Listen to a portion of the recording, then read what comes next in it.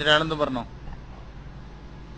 ഇല്ലാതെ എല്ലാരും സക്കാഫികൾ പറഞ്ഞില്ലേ, അധികം ആളുകളും സക്കാഫികൾക്ക് പിന്നെ ഈ ദീനി താല്പര്യമൊക്കെയുള്ള സക്കാഫികൾ വളരെ കുറവല്ലേ.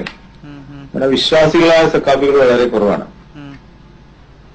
സക്കാഫി പറഞ്ഞപ്പോ ഓരോ സക്കാഫിയും ചിന്തിക്കുന്നത് സമൂഹത്തെ പറ്റിച്ചിട്ട് എങ്ങനെ ഒരു കാറ് നേടാം, എങ്ങനെ ഒരു വലിയ ബംഗ്ലാവ് ഉണ്ടാക്കാം.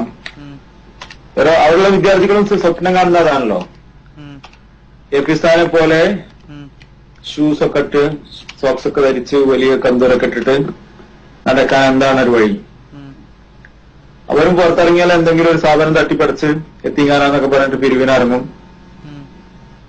ആദ്യം തന്നെ ഒരു കാറോ ജീപ്പോ എന്തെങ്കിലും വാങ്ങും, എന്നിട്ട് അതുകൊണ്ട് അങ്ങനെ പായും. അതിലൊക്കെ നടന്നുകൊണ്ടിരിക്കുന്നത്.